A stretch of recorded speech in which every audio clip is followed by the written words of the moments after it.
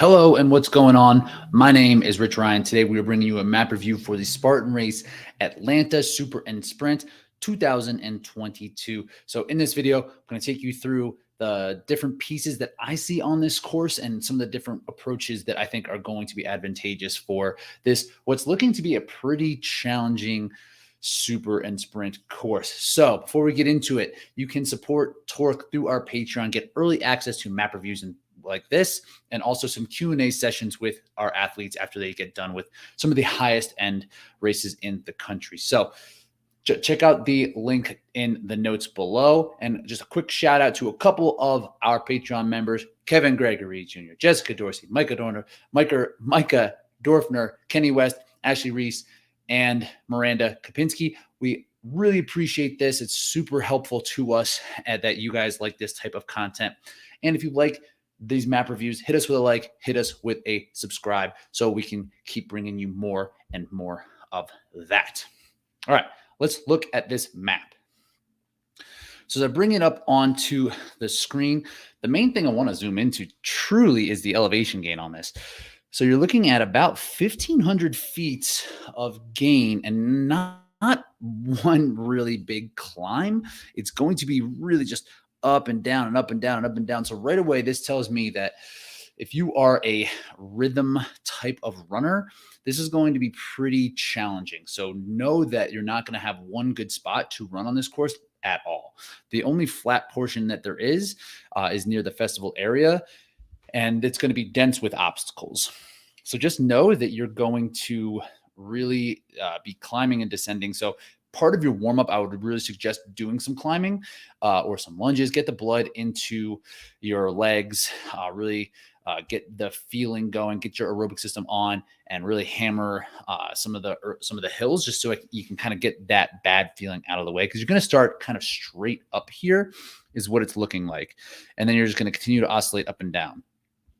So right away, if you are someone who's looking for rhythm, not going to happen on this course. Also, it looks like now they're calling for rain. Right now I'm doing this. This is Tuesday, so things can certainly change. But they're calling for some rain in the Atlanta area on Friday. So one, this will certainly be humid. And two, it's going to be then wet. So this is going to be a lot of muck. If we look at this course at the map itself, it is all through woods. Everything is probably going to be pretty covered, where you're not going to get a lot of sunlight in there to dry the things off. So this is going to be mud. Very, very mucky. So take that with the shoe choice, something that's going to be a little bit more aggressive on the lugs, something that won't get caked in there. And just know that the grip obstacles might be more challenging, especially things like Z-wall, which can get muddy, which can be a throwaway kind of obstacle to people. But in Jacksonville, about 2 or 3 weeks ago, the Z-wall was a real problem because of the mud on the feet and on the hands. So just know that it's going to be wet and it's going to be mucky.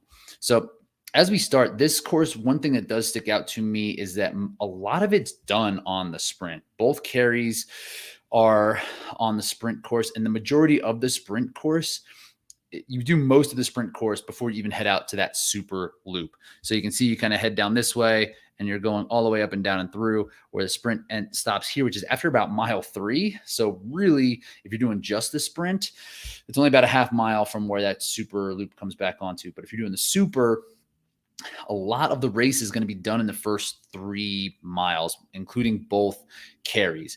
And because of how and the spear throw.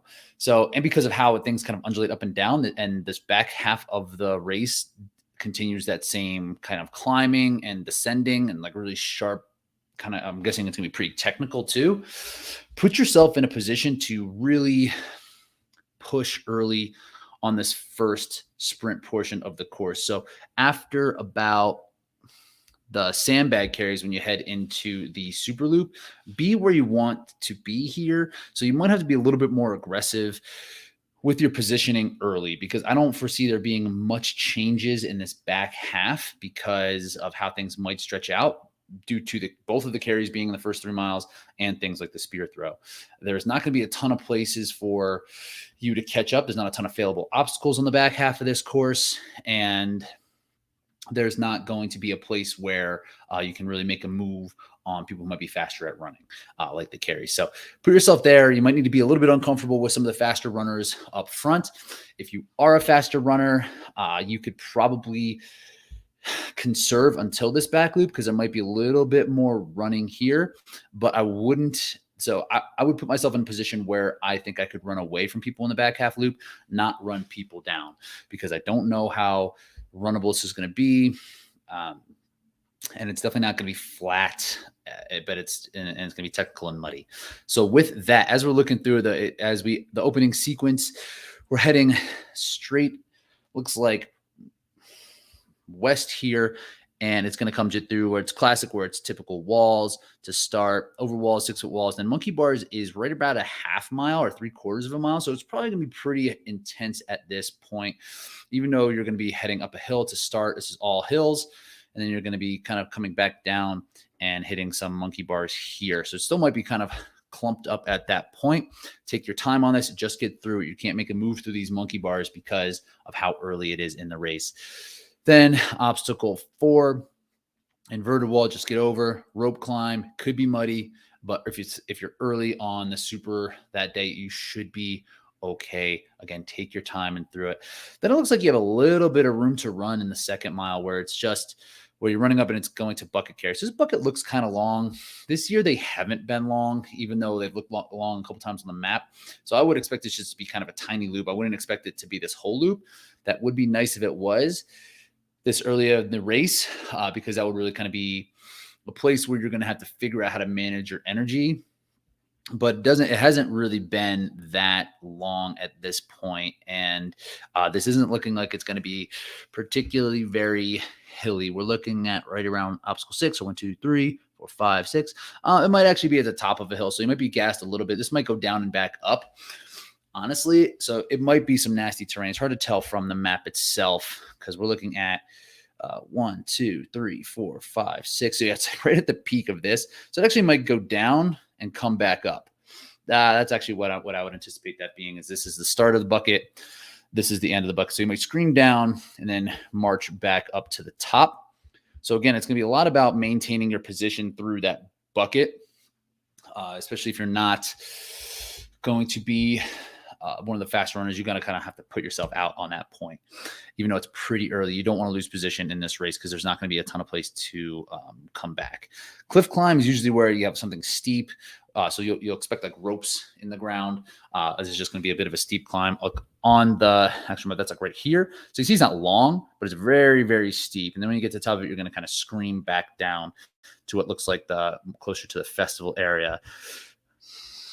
An Atlas carry could be muddy, but just getting through it. Rolling mud, dunk wall, slip wall, spear throw. So this is interesting because you're probably going to be wet. You are going to be wet going into spear throw, but your heart rate could come down a little bit because these are all slow obstacles with the dunk wall and slip wall where you can't really push it that hard. So your heart rate will come down when you get into the actual spear throw area.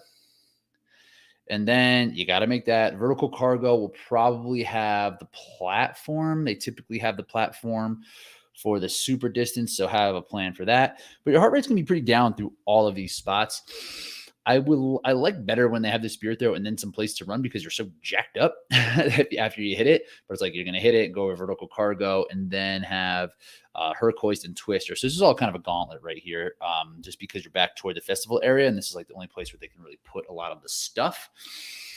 So yeah, it is what it is on this. It's not a great setup.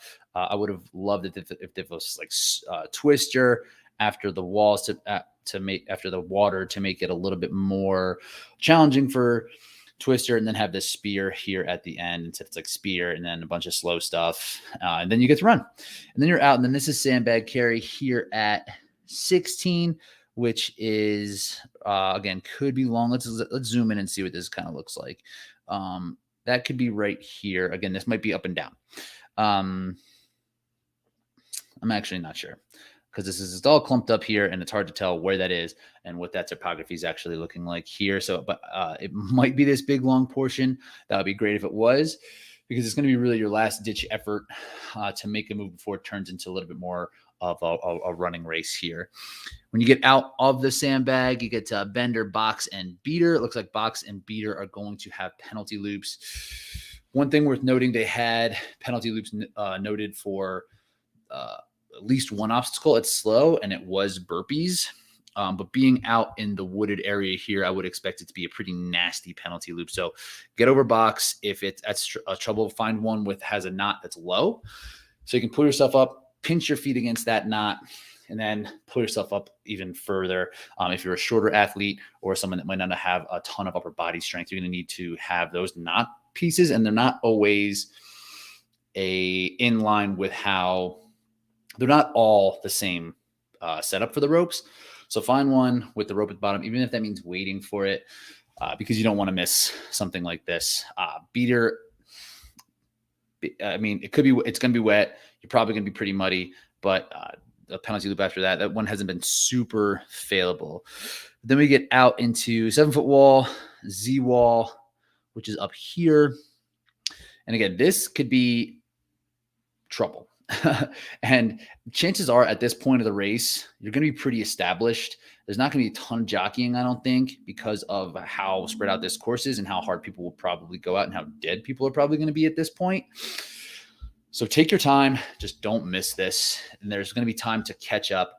This isn't a critical point of the race where you can really have people put room on you or have a big move made. So make sure that you're just taking your time and not missing the Z wall, which is up here. And then it looks like you're coming down. And then we're right around mile 4, mile 5. So Z wall, cargo net crawl. So you're going to be going under. I haven't seen. Okay, so this is going to be a crawl. It's kind of in the woods, and the cargo net crawl is really kind of annoying because it's like set onto the ground. So you're going to have to crawl and kind of like move your hand up as you're coming through it. It can be confusing to know what that is when you come up to it, just because you're like, what is this here? So just know you're gonna have to kind of get under and kind of roll yourself under the actual cargo piece. And it's slow. It's a slow movement obstacle, so take your time. Then we got stairway and barbed wire, stairway out there and barbed wire crawl both on the super loop. No, that's wrong. We're back off of 24 is,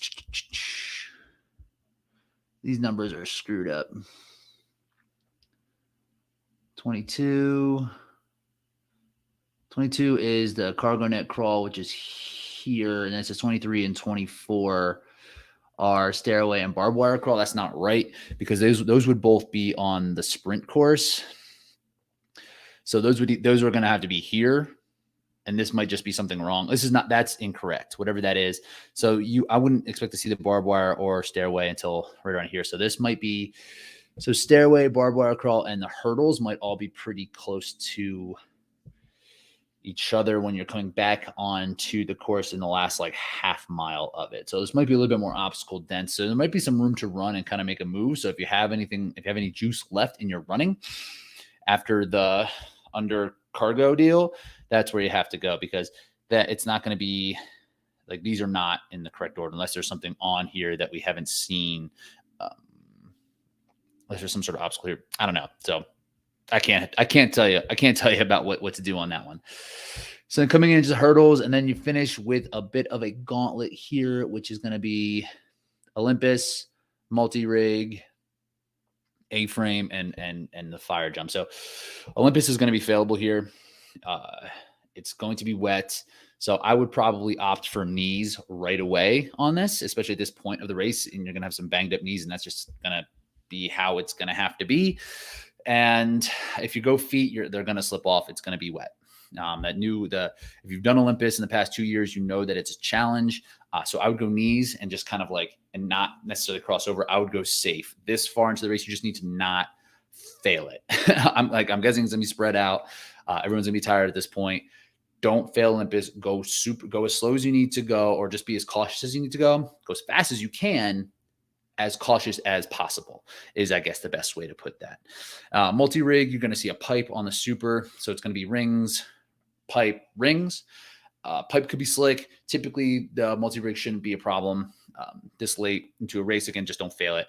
Don't take any risks here unless you are just literally neck and neck with someone in the race. And A-frame, A-frame, when you're going up, I would use the vertical. So it's like the A-frame kind of, they crisscross, right? The net. So I would go the vertical ropes going up, the vertical straps, and not the horizontal ones. The horizontal ones you can kind of push into, and then you're leading too much body, whereas the vertical ones you can kind of pull up and against. So you're not losing momentum forward. And then at the top, a couple ways to do it. People like to do the double flip, where they get over top, flip down once, and then you kind of need to keep your body low, reach yourself forward, because you can't really step up like you would on the first one. So you're low, you have to reach forward, a little risky if you're not close enough to get to that metal bar in the middle. But so you can do that, or you can turn and roll sideways, which is something that I typically do. I just kind of dive over the thing and just kind of roll as far as I can. And then as I get to the point where I'm low enough to get a good footing, then I'll kind of walk myself down and jump off. So yeah, if you're in a race, try to jump sooner than later. You don't need to go all the way to the bottom, just get off of the thing. And I would still, it's hard to get up onto both feet and kind of run down the thing. You'll probably end up falling. So just jump off the thing if you can. So cool. And then you're done.